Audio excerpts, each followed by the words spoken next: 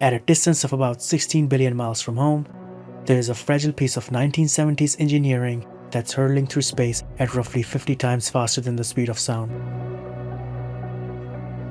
It's in a state of deep freeze, completely blind, and entirely alone. This is the Voyager 1 spacecraft, and it's been traveling for nearly half a century. In November of 2026, it'll cross a threshold no human-made object has ever reached. One full light day from Earth. Meaning any radio communication we send, traveling at the speed of light, would take an entire day just to reach it. And another day for its lonely whisper to echo back. But while it wasn't built to last this long, somehow, against all odds, it did.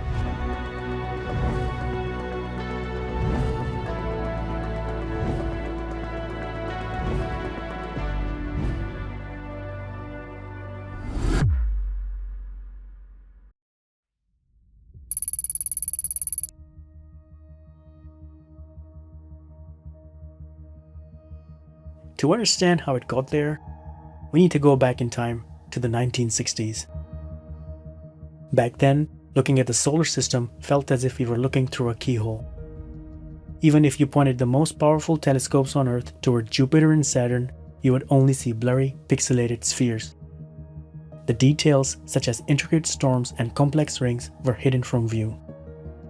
And as for Uranus and Neptune, they were nothing more than faint, fuzzy blobs of light sitting near the edge of our solar system.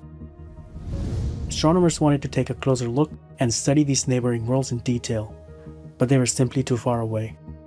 Our rocket propulsion technology lacked the raw power needed to get us there.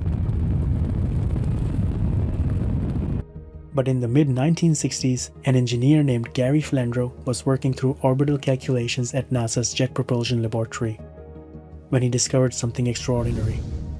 Jupiter, Saturn, Uranus and Neptune aligning in a rare geometric configuration. This wasn't just a neat cosmic coincidence. It was our golden ticket to travel to the edge of our solar system. Because if we launched a space probe at the exact right moment, we could visit all 4 of these planets by using their gravity as a slingshot, launching the probe towards the next world. The planets themselves would act as massive boosters, providing the raw power our rockets lacked. This was literally a once-in-a-lifetime opportunity. Well, actually once in several lifetimes, as this perfect alignment only happened once every 176 years. If humanity didn't seize this fleeting moment, we wouldn't get another shot until the 22nd century. But in this post-moon landing era, a raging Vietnam War, and the crushing costs of the Cold War were eating up federal budgets, and Congress was in no mood for another expensive space adventure. When NASA proposed the Grand Tour, a multi-billion-dollar mission to visit all 4 outer planets, Congress killed it. Too expensive, too ambitious, too far. But the universe doesn't wait for politics. The clock was ticking and humanity had a strict deadline. Launch by late 1977 or watch the window snap shut for the next 2 centuries. And the engineers at NASA's JPL weren't going to let that happen, so they redesigned the mission from the ground up and made it cheaper. NASA went back to Congress with a vastly scaled-down plan. Instead of the Grand Tour, this time they pitched a much smaller and more palatable mission to just visit Jupiter and Saturn. They told the politicians exactly what they wanted to hear, and the Congress, thinking they were saving a fortune, approved the funding. But in what can only be described as an act of institutional defiance, the engineers secretly over-engineered the spacecraft to survive the entire trip to Uranus and Neptune, hoping to eventually extend their journey if they proved successful. The onboard equipment of the spacecraft included television cameras to act as its eyes, cosmic ray and magnetic sensors to feel the surrounding space, a magnetometer to serve as the internal compass, and a giant radio antenna for earthbound communication, among others. And then there was the golden record. Bolted to the exterior of each spacecraft was a gold-plated copper record, packed with sounds. Hello from the children of planet Earth. Dan sampai Assalamualaikum. Supervasznál egy békét szerető lény. And images from Earth.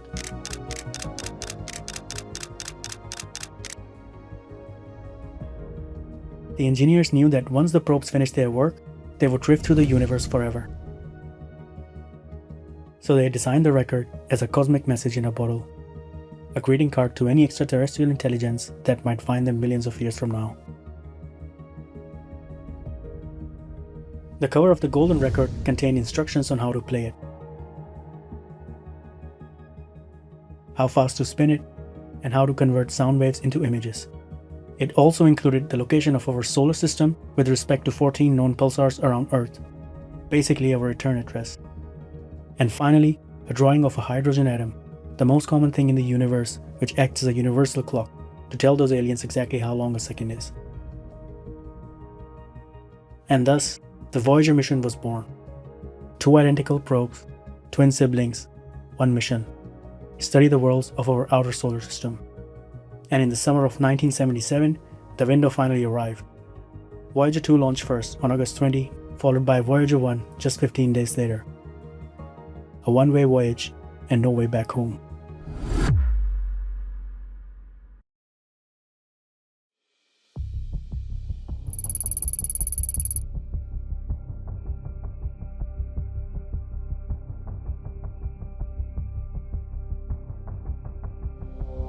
Once the Voyager twins were spaceborne, a waiting game started for humans back home.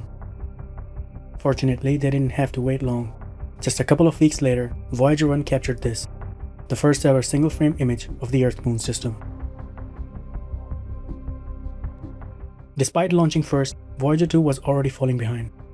Voyager 1 had been placed on a shorter, more aggressive trajectory, a faster, tighter arc through the solar system. Within just a few months of launch, it had completely overtaken Voyager 2.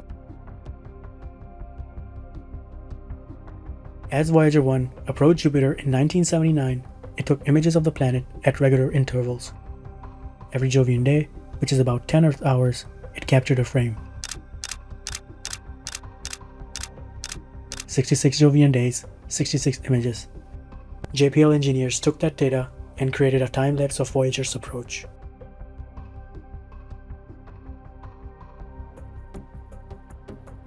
Further images taken by Voyager 1 and 2 showed Jupiter in breathtaking detail. The blurry sphere we had seen from Earth for centuries revealed itself to be a violent world filled with chaotic storms and a turbulent atmosphere. During its flyby, Voyager 1 also discovered a faint ring system around Jupiter. And then there was a sound. As Voyager 1 zipped past Jupiter, its instruments picked up something extraordinary. Radio waves emitted by lightning strikes inside Jupiter's atmosphere. Scientists converted those waves into this audio.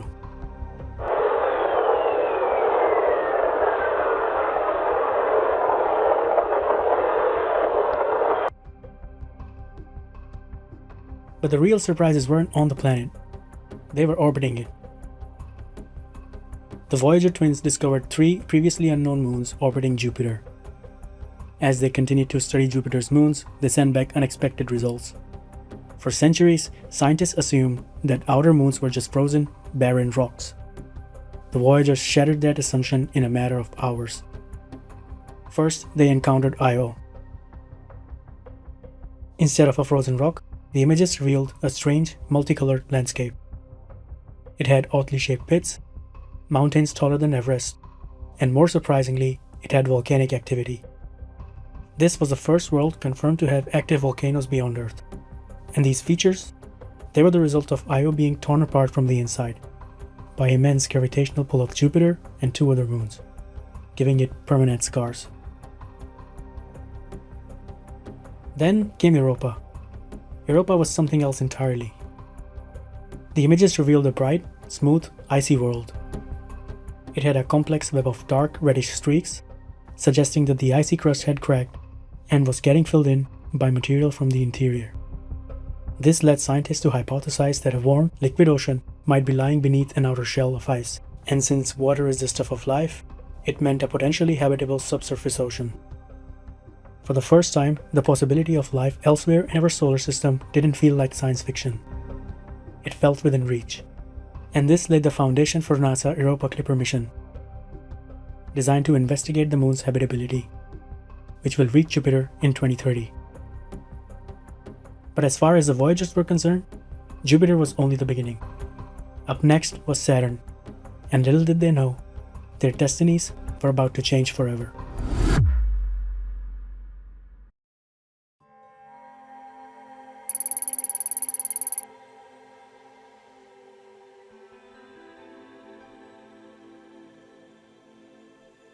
After a 17-month interplanetary cruise, Voyager 1 finally arrived at the ring giant, Saturn.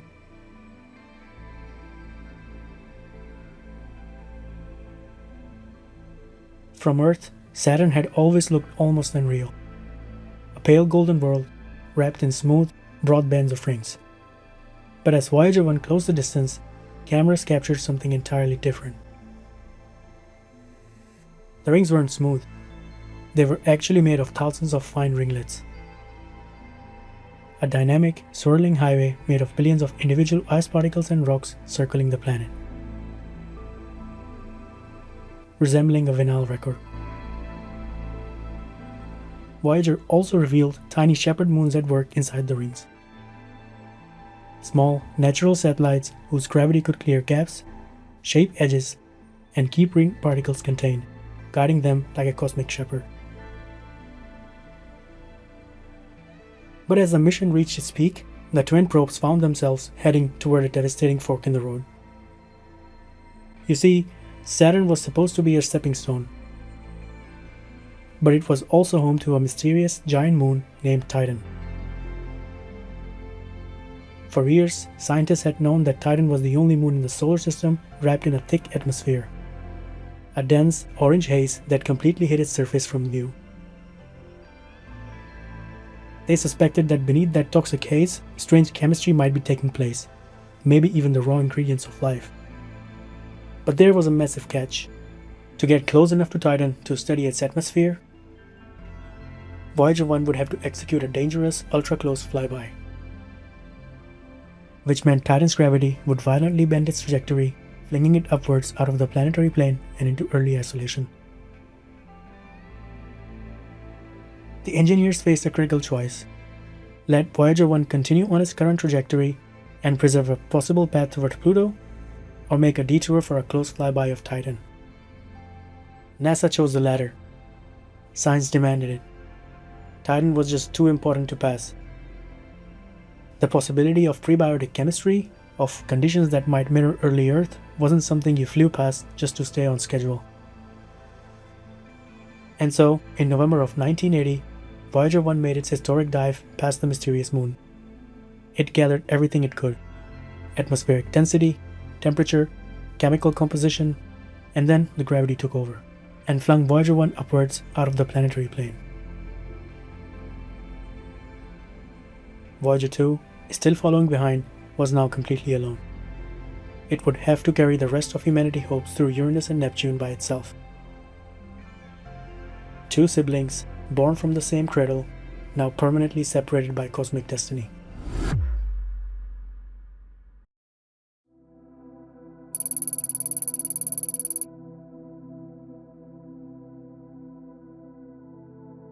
Voyager 2 was now the sole custodian of the Grand Tour.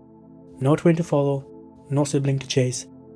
After sailing for more than 4 years, in 1986, it arrived at a world no human-made object had ever reached: Uranus. From Earth, Uranus had always been a mystery. We knew the basics, that it's a blue-green icy world, but no one could have anticipated how strange it actually was. Photographic data from Voyager 2 revealed a pale, featureless planet with narrow, dark rings. It was tipped almost completely on its side, and it didn't spin like other planets. Instead of spinning like a top, it essentially rolled through space like a ball, as it orbited the Sun. Astronomers believe a catastrophic collision with an Earth-sized planet billions of years ago caused its extreme axial tilt.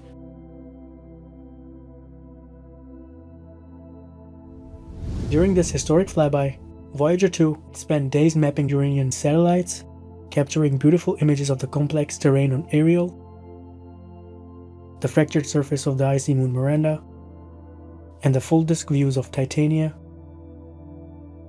and Oberon.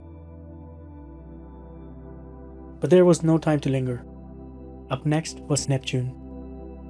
As Voyager 2 left Uranus behind, it sent back this hauntingly beautiful image, a crescent Uranus backlit by the sun. Voyager 2 crossed the remaining distance over the next 3.5 years, and in August of 1989, it finally arrived at Neptune, becoming the first and so far only spacecraft to reach the ice giant. Its long interplanetary trek had finally paid off, as this historic flyby completely reshaped our understanding of the planet. What once was a faint, fuzzy dot in the night sky was now revealed to be a highly dynamic world. In a lot of ways, Neptune was everything Uranus wasn't.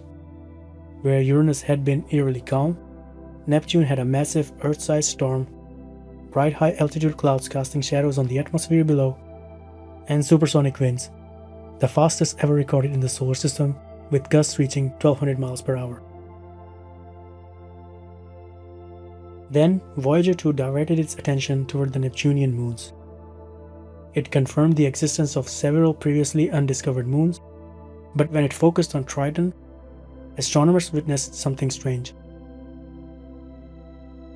Triton is Neptune's largest moon, and the weirdest thing about it is that it orbits the planet backwards, the only large moon in our solar system to do so. During the close flyby of Triton, Voyager discovered that despite being one of the coldest places in our solar system, it's geologically active. It photographed evidence of active nitrogen geysers spewing dark material into the moon's incredibly thin atmosphere, which then rained back down onto the surface. Triton was the last world explored during the Voyager mission. Voyager 2 had done it. 12 years after leaving Earth, it had completed its mission. 4 planets, dozens of moons, and discoveries that changed our understanding of the entire solar system. And with Neptune behind it, Voyager 2 pointed itself toward the void. The grand tour was over. But its never-ending journey beyond our solar system, that was just getting started.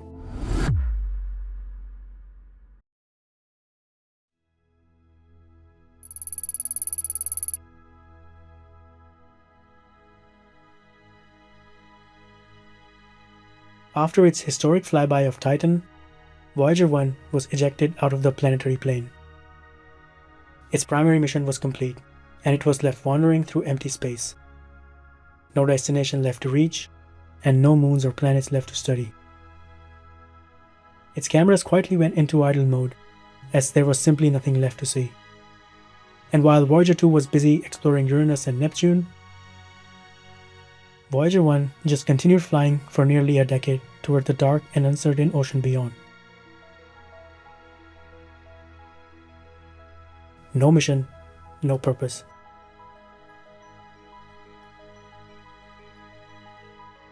But back on Earth, famed astronomer Carl Sagan had an idea. Sagan had been involved with the Voyager program from the very beginning. He had helped design the Golden Record, he had watched both probes leave Earth and explore neighboring worlds, and now with Voyager 1 floating toward the absolute edge of our solar system, he had one final mission for it.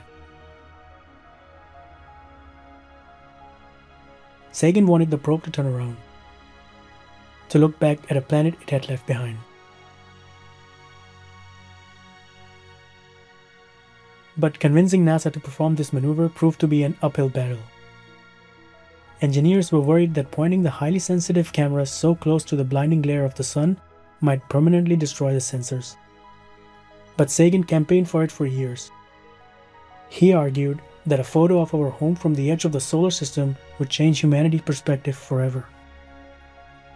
NASA eventually gave in. On February 14, 1990, from a distance of nearly 4 billion miles away, Voyager 1 snapped a final series of frames.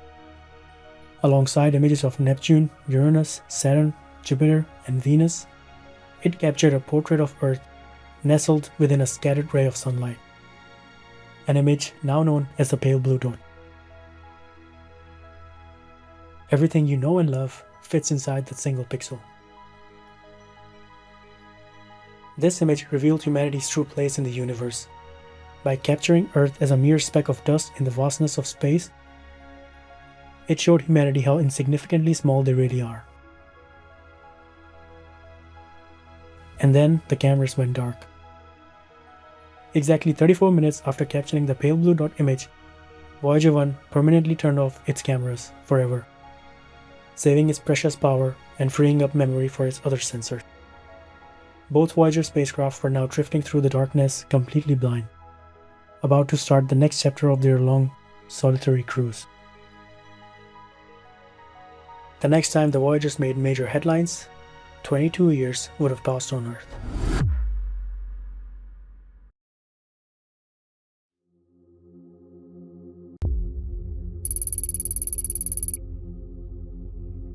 In 1990, the twins entered their solitary cruise toward the edge of the solar system. No photographs, no planets, just signals in the form of raw data. For over 2 decades, they drifted through the void, blind, freezing, and slowly bleeding the last of their nuclear power. But while they remained frozen in time as relics from the past, the world they left behind went through radical changes. The fall of the Berlin Wall,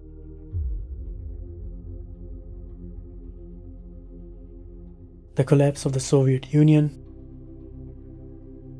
the birth of the World Wide Web connecting humanity like never before, the founding of Google, making the entirety of human knowledge instantly searchable, permanent human presence aboard the International Space Station, the mapping of human DNA, the sudden, horrifying collapse of the Twin Towers, the rise of social media, the release of the iPhone, the discovery of the Higgs boson. The world had transitioned into a new digital age. Empires rose and fell, billions of lives began and ended.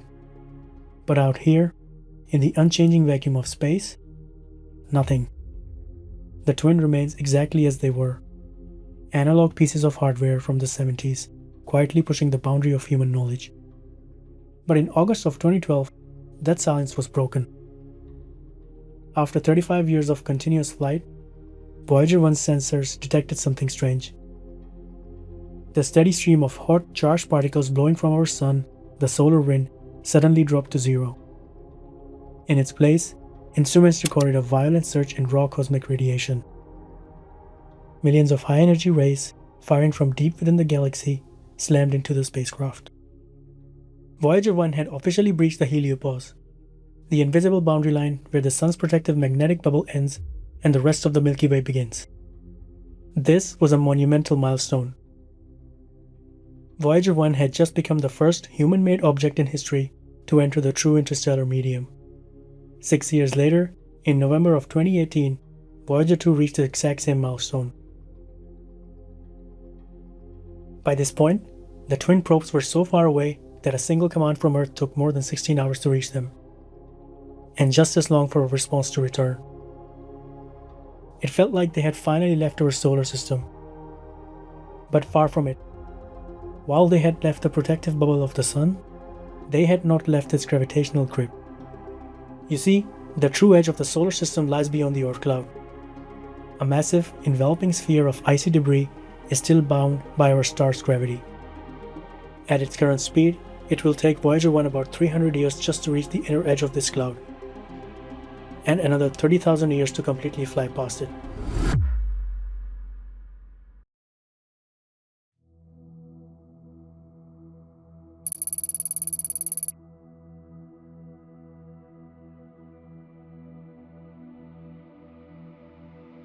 Nearly half a century has passed since the launch of the Voyagers.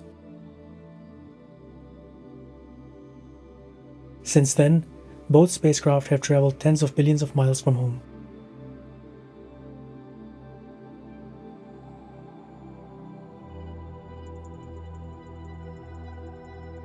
And by late 2026, Voyager 1 will hit another milestone. The first spacecraft to reach a distance of 1 light day from Earth. While this is undoubtedly a monumental achievement, the journey getting there hasn't exactly been smooth. In 2023, Voyager 1 suddenly stopped sending coherent data. A failed chip on one of its onboard computers caused a total blackout. The engineering team couldn't even see what was wrong. It was like trying to fix a computer without a screen, billions of miles away. But over the course of 6 months, the team worked around the clock to bring Voyager 1 back from the brink. The people who built these probes have mostly retired. Some have passed away. The ones who operate the mission today are a small, dedicated team, many nearing the end of their own careers. They are among the last people on Earth who know how to talk to this 1970s hardware. Navigating custom assembly code is specific to its processor. Communicating with the aging spacecraft has become a grueling, agonizing test of patience. Due to the vast distance, each command takes nearly a full day to reach the probe, and another day for a response to return. But those responses are becoming harder to come by. Both spacecraft are powered by plutonium-238 batteries, and those nuclear power cells are decaying. Year after year, they produce less heat and less electricity. Time is running out. Over the decades, engineers have had to make heartbreaking choices, cutting power to heaters and critical subsystems just to keep the probe alive for as long as possible. But nothing lasts forever. NASA estimates that in the early 2030s, the last of the power will drain away. And when that happens, for the first time in nearly 60 years, the Voyagers will fall into a true, eternal silence. They will still continue to drift, of course. They will sail into the darkness for millions, perhaps billions of years, becoming humanity's longest lasting monument. But they will no longer be talking to us.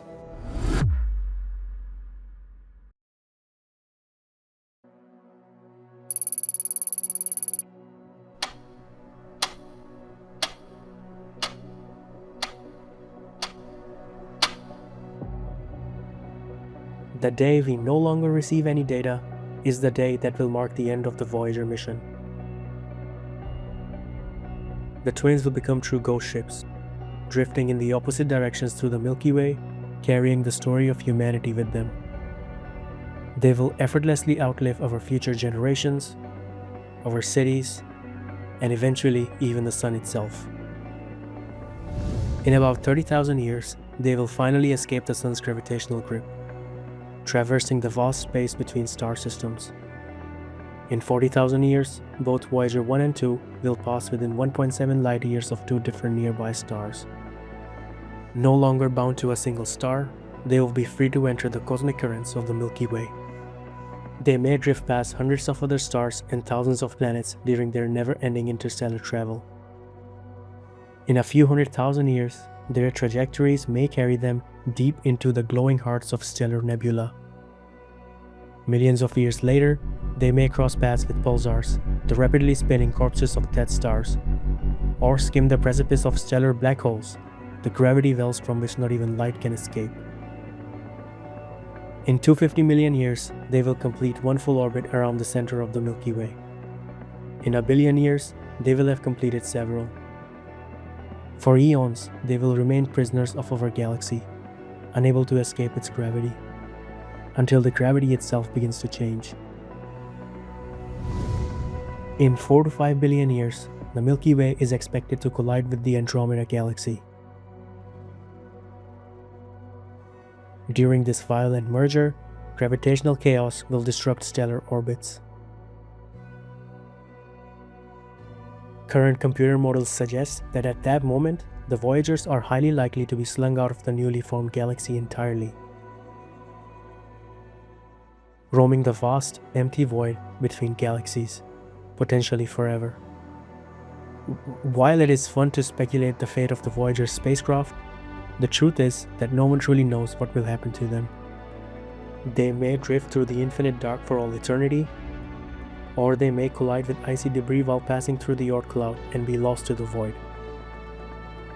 But I like to believe that billions of years from now, When humanity is gone and forgotten, someone or something will find them. And that's all the time I have for today. Thank you so much for watching. If you like what you saw, here's your reminder to like and subscribe. And I will see you guys when I will see you guys.